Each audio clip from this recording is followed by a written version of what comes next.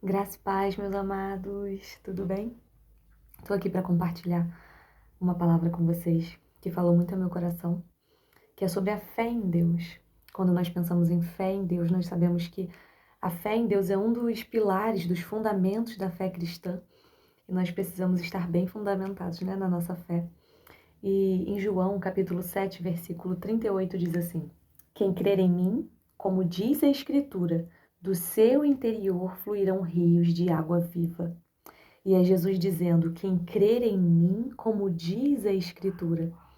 E quando nós paramos para analisar até a nossa fé e a fé das pessoas ao nosso redor, nós conhecemos, né? Quantas pessoas nós conhecemos que dizem: Não, eu creio em Jesus, eu creio em Deus, eu sei que ele foi um bom homem.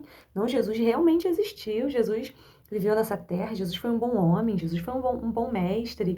E tantas pessoas acreditam de diversas formas, mas o que conta para Jesus não são as diversas formas que nós acreditamos nele. O que conta para Jesus é aquele que crê em mim, como diz a Escritura. Então, a nossa fé precisa estar baseada na palavra de Deus, em quem a palavra de Deus diz que Deus é. Tem um texto muito maravilhoso em Hebreus capítulo 11, versículo 6, que diz assim: Sem fé é impossível agradar a Deus, pois quem dele se aproxima precisa crer que ele existe e que recompensa aqueles que o buscam.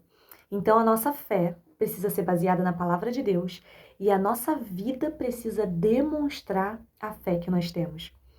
Porque não tem como nós dizermos que nós temos fé, uma fé bíblica, né? Eu creio que ele é um Deus justo que vai recompensar aqueles que o buscam e eu continuo vivendo uma vida sem buscá-lo, não faz sentido.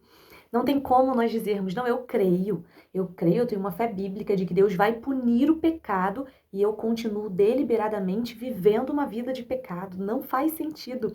Não tem como eu dizer que eu creio que Deus vai cumprir todas as suas promessas e que ele vai vir com justiça e eu continuo vivendo uma vida injusta, porque isso prova que, na verdade, a minha fé é morta. Então, nós precisamos viver uma vida baseada na nossa fé. Se nós realmente cremos em Jesus, como diz a palavra de Deus, como diz as Escrituras, nós precisamos viver uma vida reta diante de Deus, baseada nas Escrituras.